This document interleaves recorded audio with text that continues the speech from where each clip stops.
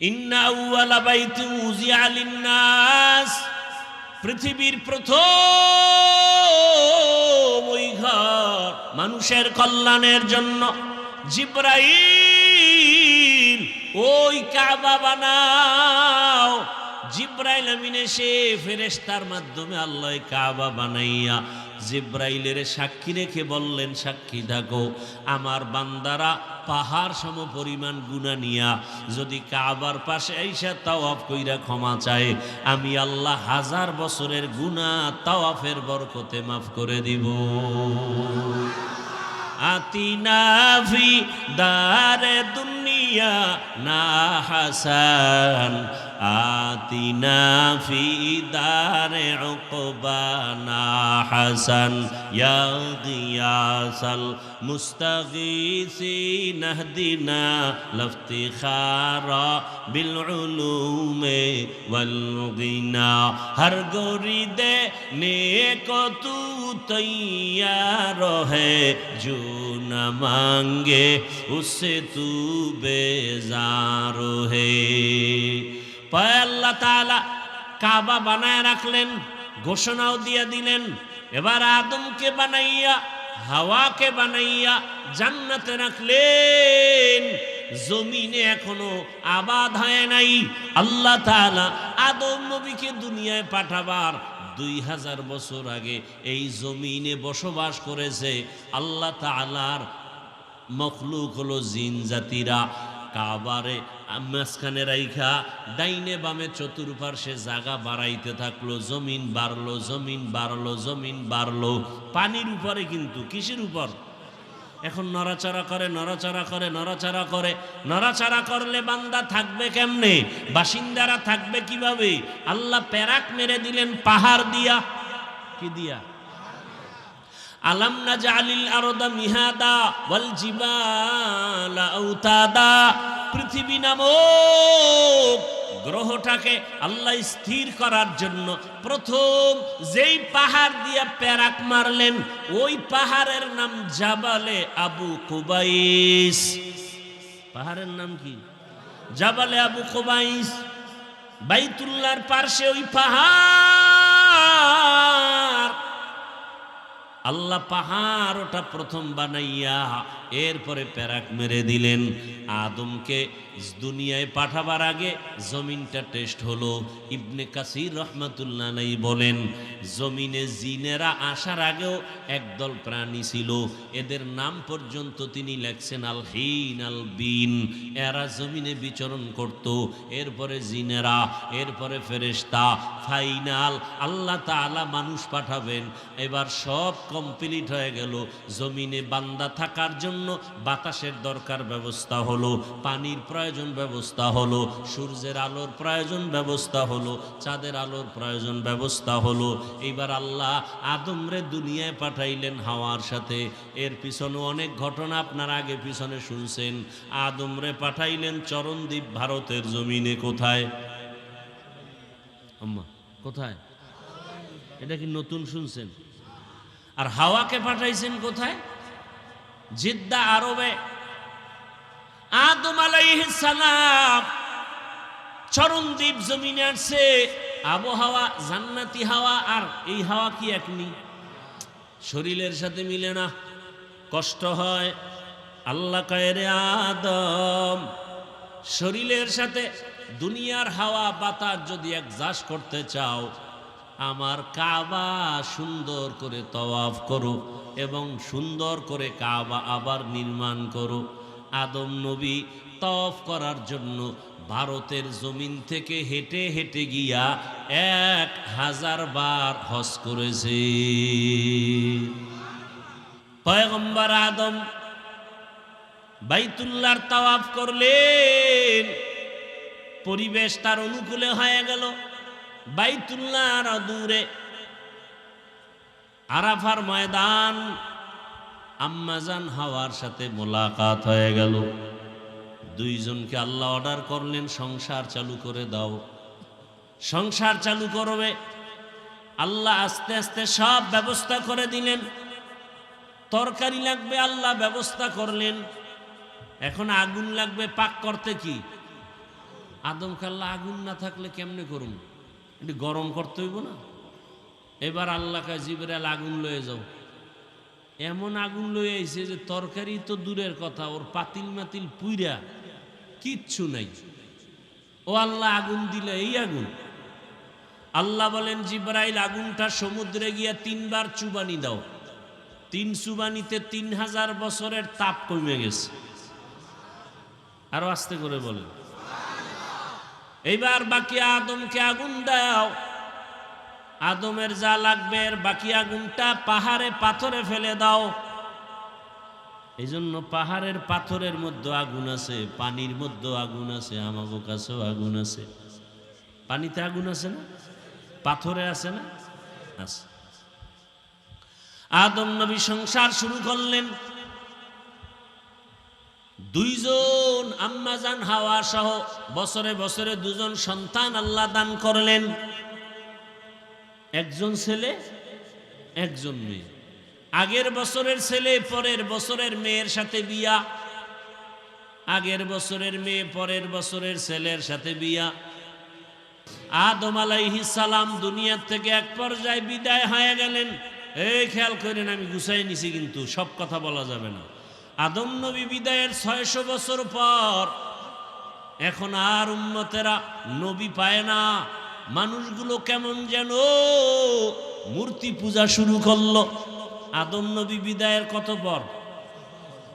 600 বছর পরে দুনিয়াতে মূর্তি পূজা চালু করায় দিল ইবলিস। মূর্তি পূজা চলতে থাকলো আরো 600 বছর। কত হইল টোটাল? আদম বিদায়ের 1200 বছর পর জমিনে এমন একটা মানুষ ছিল না যে মূর্তি পূজা করে নাই।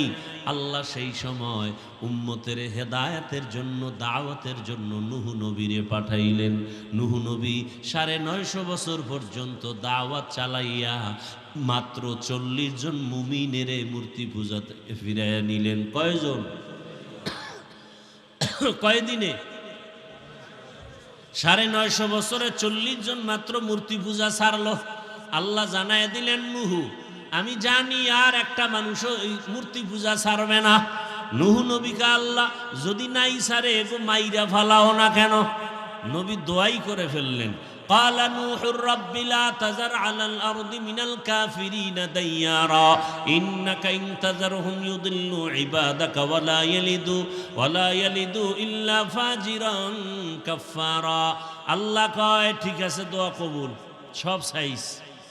তবে তুমি যাদের মুমিন বানাইছো আর তোমার সন্তানদের হেফাজতের জন্য একটা কিস্তি বানাইয়া আমি তুফান দিব, পানি বন্যা, কিস্তি বানাইয়া এদের কিস্তির মধ্যে রাখো।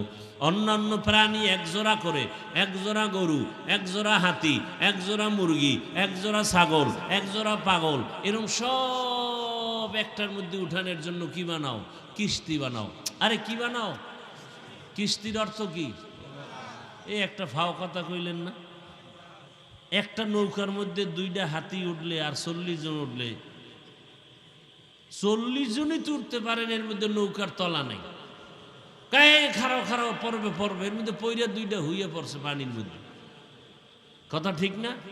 তাহলে 40 জন মানুষ, 1 জোড়া হাতি, 1 জোড়া গরু, 1 জোড়া ছাগল, এরকম যদি সব লয়, এই জন্য কি একটা নৌকা হবে? কি লাগবে? জাহাজ। এই নৌকা ঢুকে গেছে রক্তে রক্তে। মনে করছে আওয়ামী লীগেরও নৌকা, নূহ নবীরও নৌকা। কি ওটা নৌকা না জাহাজ? জাহাজ। বিশাল এক জাহাজ বানাইলেন। এবার তুফানে স্টার্ট হয়ে গেল। তুফানে সব সাফ, এমন সাফ হইছে বাইতুল্লাহ নাই, বাইতুল্লাহ নাই, নিশ্চিহ্ন হয়ে গেল পুরা জমিন। নতুন করে আল্লাহ নূহ নবীর 3 সন্তান দিয়া, হাম, সাম, ইয়াফাস, এই 3 জন দিয়া নতুন করে পৃথিবী আবার আবাদ হলো। এরা 3 জনে মিলে একটা শহর বানাইলো। তদানীন্তন সময় একটা আধুনিক শহর। কোরআনের ভাষায় ওই শহরের নাম বাবেল শহর। ইরাক নামের দেশের অন্তর্গত বাবেল। হাদিস শরীফে আল্লাহর রাসূল বলছেন, মা মিন মাউলুদিন ইল্লা ইউলাদু আলাল ফিতরা ফাআবাওয়াহু ইউহাউবিদানিহি আও ইউনাসসিরানিহি আও ইউমাজ্জিসানি ইলা আখিরিল হাদিস। সন্তান ঈমানের আলো নিয়েই দুনিয়াতে আসে, মা বাবা তাকে অগ্নি পূজারী বানায়, মূর্তি পূজারী বানায়, গায়রুল্লাহর গোলাম বানায় মা বাপ। আমাদের সন্তানরা তো মোবাইল ধরার সাহসই পায় না। আলহামদুলিল্লাহ। আর আপনারা ইচ্ছা করে মোবাইল সন্তানের হাতে দিয়ে দেন, যা চায় তাই দেন। সন্তান তো নষ্ট আপনি করলেন। এইভাবে সন্তানকে মানুষ করা যায় না। কত মা বাবা কাঁদতেছে, সন্তান এখন মোবাইল ছাড়া কিছু বুঝে না, কথাও বলে না, খানাও খায় না, বোবার মতো থাকে, চরিত্র ঠিক হইতেছে না। আল্লাহ সব ভাইকে হেদায়াত দান করেন। বড়দের জন্য তো মোবাইল ক্ষতিকর, সে জায়গায় বাচ্চা মোবাইল হাতে নিবে কেন? যেখানে যারা টাচ মোবাইল হাতে নিয়ে আছেন, একজনে বুকে হাত দিয়ে কি বলতে পারবেন আপনার চরিত্র ভালো, আপনি গুনাহ করেন না? টাচ মোবাইল চালান, আপনার হাতের গুনাহ হয় না, চোখের গুনাহ হয় না, জবানের গুনাহ হয় না, অন্তরের গুনাহ হয় না, এটা বলা যাবে? আপনি তো একটা চরিত্রহীন মানুষ। নিজেরে ভাবতেছেন তো অনেক বড় বুজুর্গ।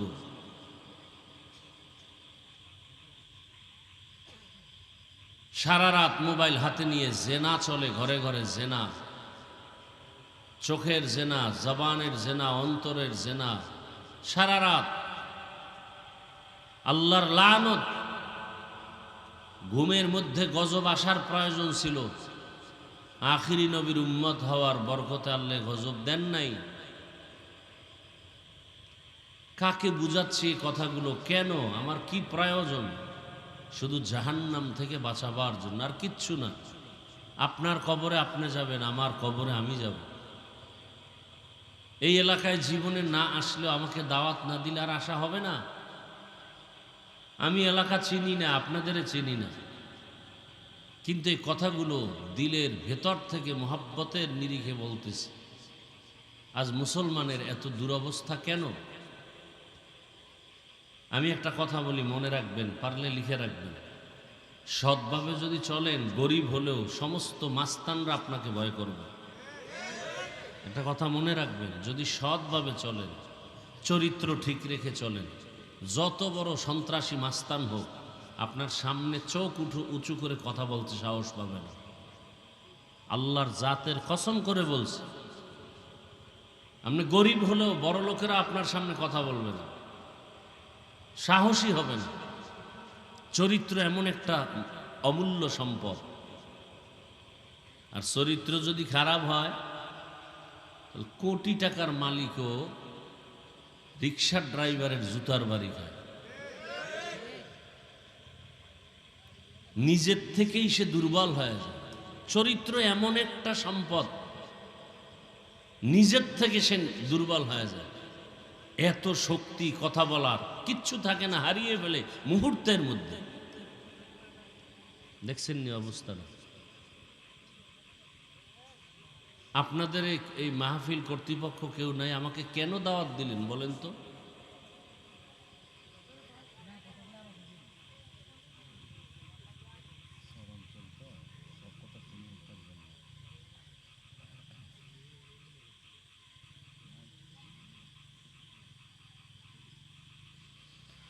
আল্লাহ,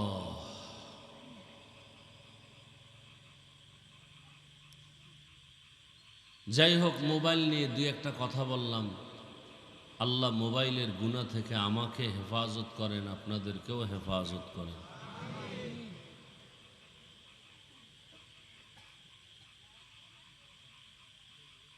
তো দুনিয়ার সব কিছু আল্লাহ বানাইছেন আমাদের জন্য, আর আমাদের আল্লাহ সৃষ্টি করেছেন আল্লাহর ইবাদতের জন্য। এখনো সৃষ্টি করেন নাই, সিদ্ধান্ত নেওয়া শেষ, সৃষ্টি করবেন। এবং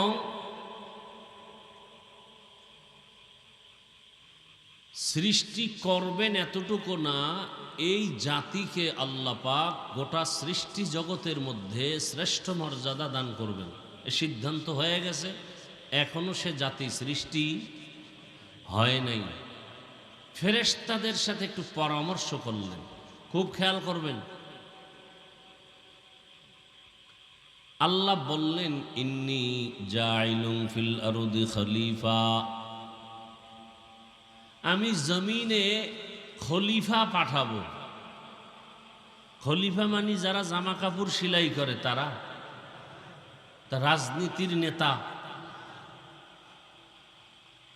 একটা হলো মূর্খতার ধারণা, আর একটা হলো অতি চালাকের ধারণা।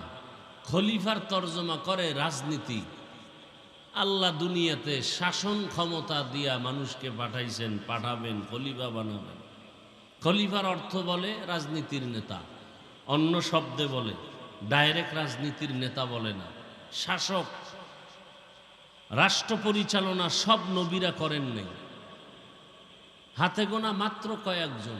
আর লক্ষাধিক নবীরা দাওয়াতের মাধ্যমে মানুষের দিকে দিনের কাজ করছেন। নূহ আলাইহিস সালাম ৯৫০ বছর শুধু দাওয়াত দিছেন। তাবলীগওয়ালারা দাওয়াতের কাজ করে না, এইভাবে করেছেন। আর একটা হলো রাষ্ট্র ক্ষমতা হাতে নিয়া এরপরে ইসলামের কাজ করা। পয়গম্বর সুলাইমান করেছেন, দাউদ নবী করেছেন, বখতে নাসর করেছে। ওদিকে নমরুদ ইসলামের বিপক্ষে রাষ্ট্র ক্ষমতা নিয়ে ইসলাম ধ্বংসের অপচেষ্টা করেছে। আর এদিকে জুলকারনাইন বাদশাহ মুসলমানদের, সুলাইমান পয়গম্বর গোটা দুনিয়া, শুধু বাংলাদেশের মতো একটা দেশ না, গোটা দুনিয়া শাসন করেছেন। আমার রসুল শাসন করেছেন।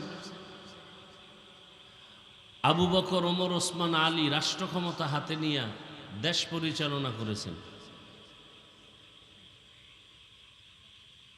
বাকি তর্জমা এটা না যে আল্লাহ রাজনীতি রাষ্ট্র ক্ষমতা হাতে দেওয়ার জন্য দুনিয়াতে খলিফা পাঠাবেন, এই তর্জমা করা ঠিক না। আল্লাহ প্রতিনিধি বানাবেন, তাদের কাজ কি বান্দার সাথে আল্লাহর সম্পর্ক গভীর করে দেওয়া। সেটা দাওয়াতের মাধ্যমে হোক, সিয়াসতের মাধ্যমে হোক, তাসকিয়ার লাইনে হোক, বিভিন্ন লাইন আছে। তো ফেরেশতাদের সামনে এই প্রস্তাবটা দিলেন, খুব খেয়াল করবেন। এই দেখবেন আপনি ডানে তাকাইতেছেন, বামে তাকাইতেছেন, ফট করে মোনাজাত হয়ে গেছে। ভাববেন কি ওয়াজ করলো, কিছুই তো খবর নেই। ওই যে মোবাইল নিয়ে আসেন এক গজবে বইরা, কপাল খারাপ। ২৪ ঘন্টা মোবাইল চালান, ১ ঘন্টার জন্য আল্লাহ বেহেশতের বাগানে নিয়ে আসছেন, এই টাইমটাও মোবাইল থেকে আপনি দূরে থাকতে পারেন না। আপনার কপাল কত খারাপ যে ১টা ঘন্টা মোবাইল থেকে একটু দূরে থাকবেন, তা পারতেছেন না। মানে শয়তান এখানেও আপনাকে ওয়াসওয়াসা দিতেছে। অথচ আপনি চাইলে বয়ানটা ভালো করে শুনে, যদি আপনার বয়ানটা রেকর্ড রাখতে মনে চায়, মিডিয়াওয়ালাদের থেকে আপনি ফজরের পরে নিয়ে নিতে পারবেন, কি পারবেন না? বুদ্ধি থাকলে আর বুদ্ধি দিতে হয় না। এতটুকু বুদ্ধি যাদের নাই, এরা কচু গাছ খোঁজা দরকার। এদের মাথা নষ্ট, বুদ্ধির বও নাই, অথচ নিজের দাবি করে অনেক বুদ্ধিমান। আমার বলা আমি বলে যাব, যেদিন মরে যাব সেদিন বলা শেষ হয়ে যাবে। এত আলেম ওয়াজ করলো, কেউ মোবাইল নিয়ে এত কয় না, আপনি বলেন কেন? তা ফলাফল কি বলে? হুজুর বাদ, মোবাইল বাদ দেওয়া যাবে না। বক্তা বাদ দাও, মোবাইল বাদ দেওয়া যাবে না। মা বাবা বাদ দাও, মোবাইল বাদ দেওয়া যাবে না। আজকে অপকর্ম আমার দেশে যা হয়, 75% অপকর্ম মোবাইলের কারণে হয়। আরো বেশি বললে বলা যায়, আমি এতটুকু বললাম। মোবাইল তাজা তাজা প্রাণ কেড়ে নিচ্ছে এই মোবাইল। আকাশচুম্বী সম্মানওয়ালা বাবার সম্মান ধুলায় মিশিয়ে যাচ্ছে এই মোবাইল। এই মোবাইলের কারণে সন্তান এমন অপরাধ করে, মা বাবা লজ্জায় মুখ দেখাতে পারে না এলাকায় মানুষের সামনে। এই মোবাইলকে কেন্দ্র করে লেখাপড়া ধ্বংস, চাকরি শেষ, সরকারের টাকা খায় চোরের মতো। ডিউটি 8 ঘন্টা করে, 5 ঘন্টা 2 ঘন্টা আড্ডা মারে, কি আছে না নাই? সত্য কথাটা বলে গেলাম। আমরা আপনাদের যদি সতর্কমূলক না বলি কে বলবে? বলার আলেমও এখন কমে যাইতেছে। টাকার লোভে হক কথা বন্ধ, ক্ষমতার চেয়ার পাবে তলে তলে, এই জন্য হক কথা বন্ধ। আছে না নাই? হ্যাঁ, বহু আলেম এখন কথা বলতে চায় না, বরং আমি বলি কেন আমাকে অনেকে ধমক দেয়। আমি বলি স্কুল ছাড়বা না, কলেজ ছাড়বা না, ডাক্তার হও, ইঞ্জিনিয়ার হও, প্রফেসর হও। ডাইরেক্ট কাগজ দিছে, আপনি এই বয়ান কেন করেন? আপনি বয়ান করবেন স্কুলে তালা দিয়ে, সব মাদ্রাসায় যাও। আমি বললাম এই বয়ান সব বক্তারা করে, আমি একটু আলাদা করি, যে ডাক্তার হও তবে বেয়াদব হয়েও না,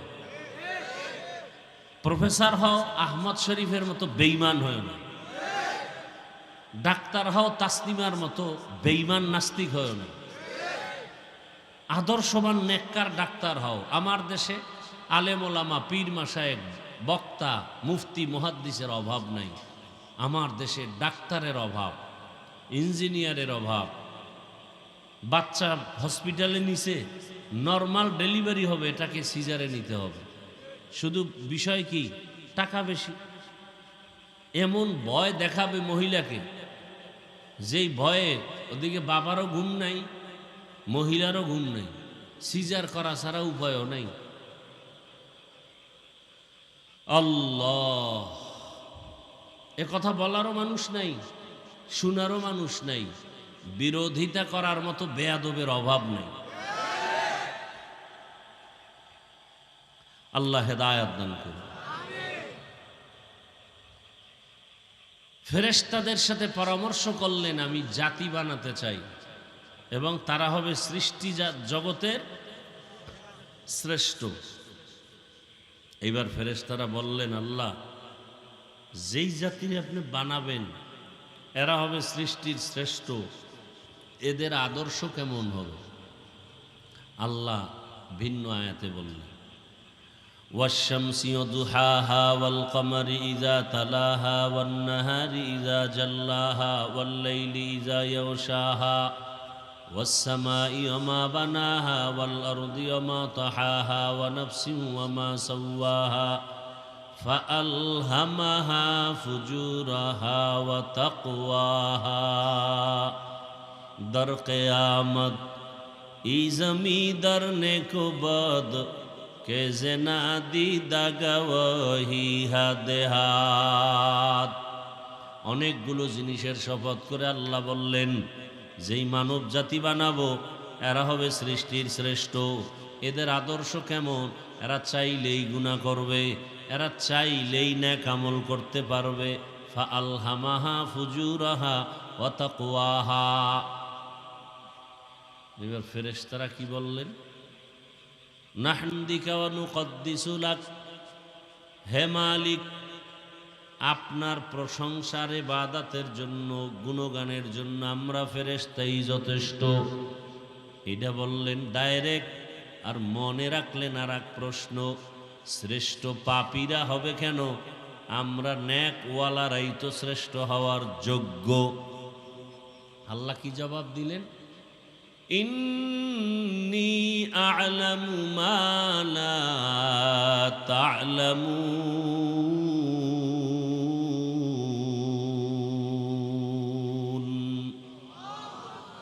আমি আল্লাহ যা জানি তোমরা তা জানো। তোমরা ভাবতেছো পাপের মানুষগুলো শ্রেষ্ঠ হবে কেমনে? আমি পাপীকে শ্রেষ্ঠ বানাবো না।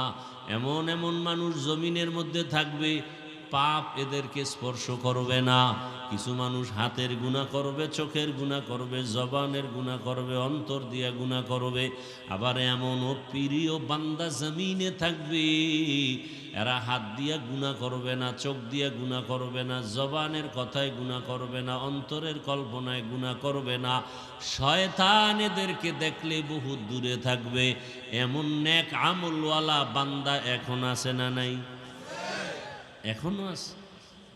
আল্লাহ বলেন, আমি যা জানি তোমরা তা। এইবার আল্লাহ পাক বলে তোমরা শ্রেষ্ঠ হওয়ার যে একটা দাবি অন্তরে রাখছো, আমি বাস্তবে এটার একটা নমুনা দেখাই দিই। এই খেয়াল করেন, কথা কোথার থেকে কোথায় যাই। বিষয়বস্তু যেটা নিছি এটা শেষ করতে বহু টাইম, বাকি আমি আধা ঘন্টায় শেষ করে দিব মূল মূল কয়েকটা কথা বলে। পুরা বয়ান করলে সারা রাতেও শেষ করা যাবে না যে আয়াত নিছি। আল্লাহ নমুনা বানাইতে গিয়া এইবার এখন তো আমরা জমিনে আছি, গাছপালা আছে, এই পরামর্শ চলতেছে, জমিন তৈরি হয় নাই, সৃষ্টি জগতের কিচ্ছু নাই, মানুষও সৃষ্টি হয় নাই। দয়াময় আল্লাহ পৃথিবী নামক গ্রহ বানাবেন, সিদ্ধান্ত হয়ে গেল। কেমনে বানাবেন? আল্লাহ একটা মুক্তা বানালেন। মুক্তা নাম শুনছেন? মুক্তা কি অনেক বড় হয় না ছোট? কোথায় হয় জানেননি? সমুদ্রের ঝিনুকের ভেতরে। ভাদ্র মাসের আমাবস্যার রাত ওরা সমুদ্রের পারে আসে, ওই ঝিনুক হা করে তাকায় থাকে, আল্লাহর রহমতের বৃষ্টির ফোঁটা পড়ে। সব ফোঁটায় কিন্তু মুক্তা হবে না। আল্লাহ যেই ফোঁটা চাইবেন ওই ফোঁটা ঝিনুকের মধ্যে পড়বে আর মুক্তা হবে। আস্তে মুখটা বন্ধ করে ঝিনুক সমুদ্রের পানির মধ্যে চলে যাবে। আল্লাহ কুদরতের দ্বারা মুক্তা বানাইয়া মুক্তাকে বললেন পানি দাও, পানি দাও, পানি দাও। পানি দেওয়া শুরু করলো, একটা মুক্তা থেকে এই পরিমাণ পানি আসলো। মুফাসসিরিনে কেরাম ঐতিহাসিকগণ লিখছেন 20 কোটি বর্গমাইল এরিয়ায় পানি ভরপুর। সুবহানাল্লাহ না? একবার সুবহানাল্লাহ বললে জান্নাতে একটা বিশাল বড় ফলের গাছ হয়ে যাবে। এক সোরার ঘরের সোরায় খায় আমি জান্নাত পাইলেই সারবো, আমার গাছের দরকার কি? কি বহু চালাক মানুষ আছে না, কয় ভাই আপনার দাওয়াত কা? আলহামদুলিল্লাহ। কয় আপনার বাড়ি? বলে নাউজুবিল্লাহ। ভাইরা আমার, 20 কোটি বর্গমাইল পরিমাণ পানি আসলো। এখন আপনি বলবেন এটা কেমনে সম্ভব? এটা গাঞ্জাখুরি কথা। একটা মুক্তা থেকে এত পানি কিভাবে আসে? হ্যাঁ, অনেক কথা বুঝে আসলেও মানতে হবে, না হয় ঈমান চলে যাবে। আবার অনেক বিষয় বুঝে আসবে না, তারপরও মানতে হবে। কি সব কথা বুঝে আসবে? আলিফ লাম মিম আসেনি কোরআনে? এখন এটার কোনো অর্থ আছে? নবীও বলে অর্থ জানি না। আবু বকর সিদ্দিক বলেন এর অর্থ জানি না। আল্লাহু আলামু বিমুরাদিহি বিযালিক। এখন এর অর্থ আমিও জানি না। না যাই না যদি এখন আমি আলিফ লাম মিম পড়ি, সওয়াব হবে না গুনাহ? কিন্তু একদল ইউটিউবে বয়ান করে, ইউটিউবে এরা মিডিয়া ব্যক্তিত্ব। আমি কি মিডিয়া ব্যক্তিত্ব? আমি মিয়া ছাত্র জীবনে সেই 2000 সাল থেকেই ধরেন, এর আগে টুকটাক বয়ান করি, 2000 সাল থেকে বয়ান করি। আমি মাওলানার সার্টিফিকেটের শেষ করছি 2004-এ, মাওলানা হয়ে বেরোইছি মাদ্রাসার থেকে। তাহলে 2000 থেকে আমি বয়ান, তখন 12 মাস আমার বয়ান চলে বলতে গেলে, 2-1 মাস ছাড়া।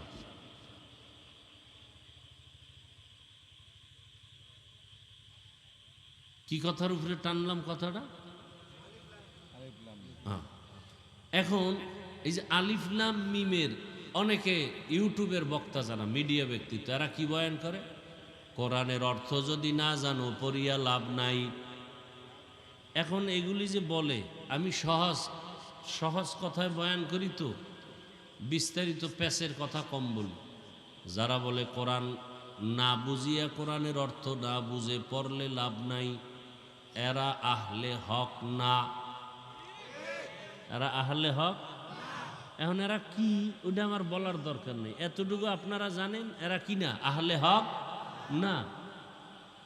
এরা উম্মতকে কোরআন থেকে, এবার রসুল কি বলে? এই মিডিয়ার ব্যক্তিত্বের বয়ান শুনবো না রসুলেরটা আগে শুনবো? قال النبي صلى الله عليه وآله وسلم من قرأ حرفا من كتاب الله আল্লাহর রসুল বলেন যে একটা অক্ষর কোরআনের উচ্চারণ করবে ফালাহু হাসানা ওয়াল হাসানাতু বিআশরি আমসালিহা। নবী বলেন লা আকুলু আলিফ লাম মিম হারফুন ওয়ালাকিন আলিফুন হারফুন ওয়া লামুন হারফুন ওয়া মিমুন হারফুন। এই কি হেদায়েত হয়ে গেছে মনে হয় না? তাহলে মোনাজাত দিলেই পারি। অনেকের হেদায়েত হয়ে যায় বয়ান শুরু হওয়ার আগেই। বাইরে গিয়ে দেখবেন বিড়ি টানতেছে হোমানে দুই হাত দিয়া। এরকম বেয়াকল আছে না নাই? দুনিয়াতে যদি কোনো ফাও আকাম থাকে এটা বিড়ি টানা হইল একটা ফাও আকাম। দাড়ি কাটা আকাম না কাম? আকাম। কিন্তু এটার মধ্যে একটা লাভ আছে। দাড়ি কাটলে যৌবনের একটা ভাব থাকে আলাদা, কিন্তু বিড়ি টানলে লাভ কি? দেখো চেহারা সুন্দর হয়, পুরো বান্ধ, ঠোঁটগুলো গোলাপের পাপড়ির মতো লাল না কালো? ওদের ঠোঁট যেমন কালো, ওদের কলিজা আরো বেশি কালো। কোম্পানি লেখছে ধূমপানে বিষ পান, বাঙালি তো কয় বিষে আমগো ধরে না, এটা খামু। বিষেও ধরে না, একজনে বিষ খাইছে মরবে। বিষ খাওয়ার পরে একটু হালকা মাথা মতা ঘুরেছে, কয় বিষের ভিতরেও ভেজাল। ভেজাল মাপার মেশিন আছে, এয়ারপোর্টে চুরি হয়ে গেছে। আমাদের দেশ তো চোরের দেশ। খালি চুরিটা যদি বন্ধ হয়, খোদার কসম 1 বছরে ঠিকই এই দেশটা সোনার দেশ হবে। খালি চুরিটা বন্ধ হইল। এত ছোটখাটো চুরি না, পুরো দেশটারে বিক্রি করার চুরি, এক একটা খাত বিক্রি করার চুরি। বিদ্যুৎ খাতে কি পরিমাণ চুরি দেখছেন? এই যে রাস্তায় তেল নাই, সেদিন ওয়াজে যামু, এই তেল দেবা নাই লজ বাদ। ঢাকায় পিডাপিডি কিলাকিলি ম্যানেজারের মাইরেই ফেলাইছে পিডাইয়া। আচ্ছা নতুনভাবে কি এই ইরান থেকে তেল আসছে? এখন গেল কই এই কিলাকিলি? এই সিন্ডিকেট কেন? এই ক্ষমতাটা আমারে যদি দেয় 1 সপ্তাহে টাইট করে ফেলাইতাম, কারণ আমরা তো চুরি করার অভ্যাস নাই। আমগো ওই যে গ্রামে কয় না, যারা দিয়ে ভূত ছাড়ামু এরেই ভূতে পায়। তো চোর দিয়ে কোনোদিন চোর শায়েস্তা করা যায় না। ভালো মানুষ দরকার। কি মানুষ?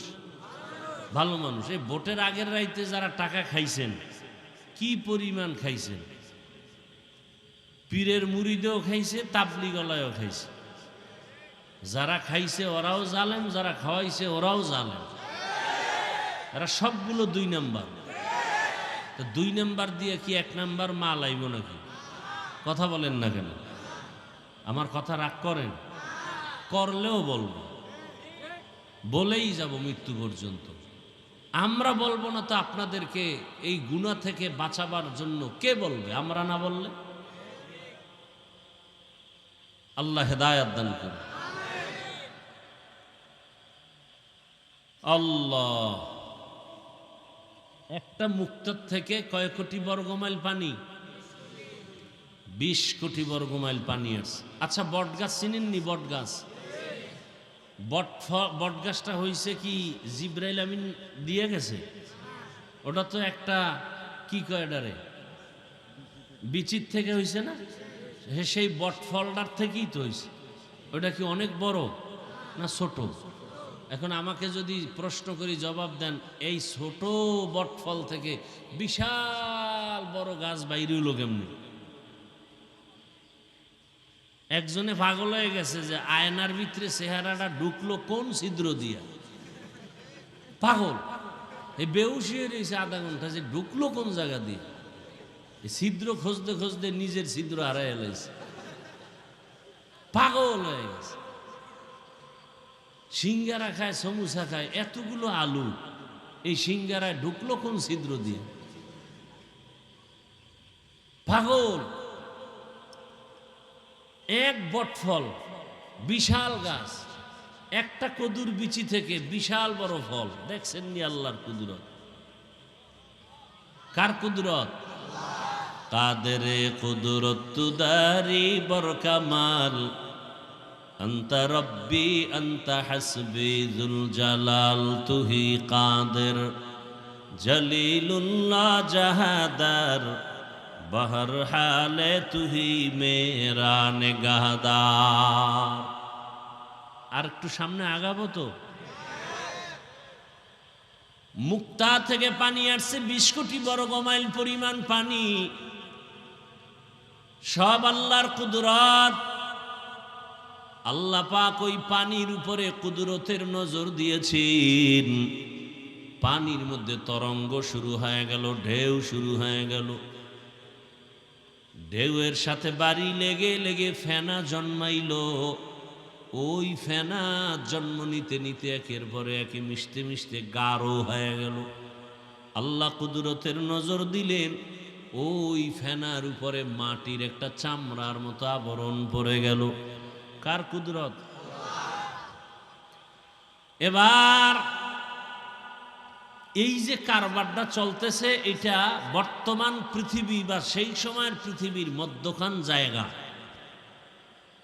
ইন্না আউওয়ালা বাইতিন উযিয়া লিন-নাস লাল্লাযী বিবাক্কাতা মুবারাকাও ওয়া হুদা, মুবারাকাও ওয়া হুদাল লিল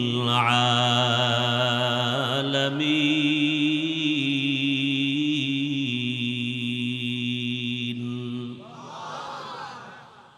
বাক্কা নগরীতে আল্লাহ ঘর বানাইলেন মানুষের কল্যাণের জন্য। মুবারক বরকতপূর্ণ ঘর, হেদায়েতের ঘর। এখনো বানান নাই। আল্লাহ সিদ্ধান্ত নিলেন, ও জিবরাইল, আদম নবীকে বানাবেন। আদম নবীকে বানাবার জন্য আল্লাহ তাআলার ইলমে তো সব আছে। ওই জায়গায় একটা ঘর আল্লাহ বানাবেন, ইবাদতের ঘর, নাম হবে বাইতুল্লাহ। আল্লাহ জিব্রাইলকে বললেন, এখানে একটা ঘর নির্মাণ করা হবে, এই জায়গা তুমি খেয়াল করে রাখো। আর জিব্রাইলকে বললেন, যাও ওই যে মাটির চামড়ার মতো পড়ছে, ওখান থেকে একটু চামড়া তুমি নিয়ে আসো।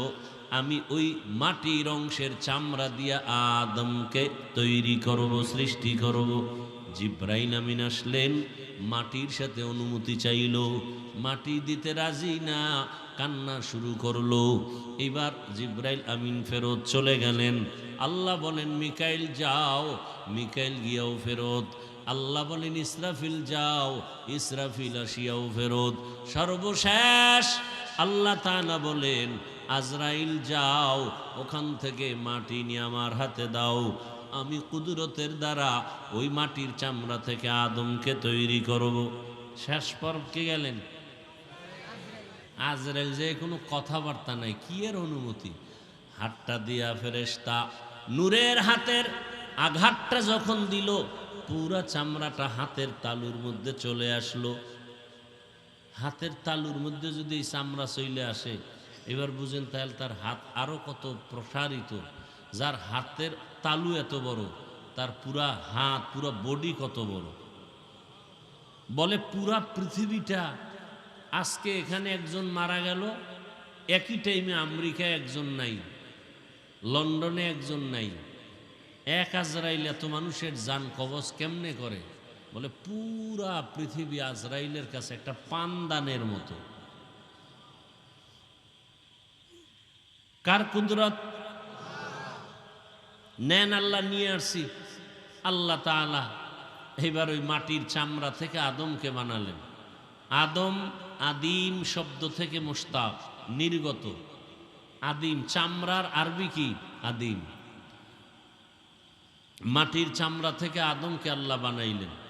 বানাইয়া জান্নাতে আল্লাহ দিলেন, ঘুমাও। এমন ঘুম দিছে, আল্লাহ কুদরতের হাত রাখলেন পিঠের উপরে, পিপিলিকার সুরতে কিয়ামত পর্যন্ত আনেওয়ালা সব রূহ গুলো বের করে নিলেন আদম থেকে। আর পাজরের এক হাত থেকে বানাইলেন কাকে? হাওয়া আলাইহিস সালামকে। আম্মা জান হাওয়া আলাইহিস সালাম, হাওয়া হাইয়ুন থেকে হাওয়া, ওয়ায়ের উপরে তাসদীদ, হাইয়ুন মানে কি জিন্দা ব্যক্তির থেকে হাওয়াকে বানাইছে, এই জন্য হাওয়া বলা হয়। রূপসী বিশ্ব সুন্দরী হাওয়া, একে আল্লাহ বানাইয়া জান্নাতি পোশাক পরায়া দূরে রাখলেন। আদম রে বানাইয়া ফেরেশতার সামনে উপস্থাপন করলেন আর বললেন, ফেরেশতারা সব মাখলুকতের নাম বলো। ফেরেশতারা বলতে ব্যর্থ হয়ে গেল। ওয়া আল্লামা আদম আল আসমাআ কুল্লাহা, আদম নবীকে বললেন, আদম সব মাখলুকতের নাম বলে দিলেন। এইবার ফেরেশতারা নিজেরা বুঝলেন জ্ঞানের বেলায় আমাদের থেকে আদম বড় দামি। এইবার নিজেদের ভুল, আমরা যে মনে করেছিলাম শ্রেষ্ঠ হব, এই ধারণাটা ভুল হয়ে গেল। নিজেরা ভুল স্বীকার করে বলে, সুবহানাকা লা ইলমা লানা ইল্লা মা আল্লামতানা ইন্নাকা আনতাল আলিমুল হাকীম।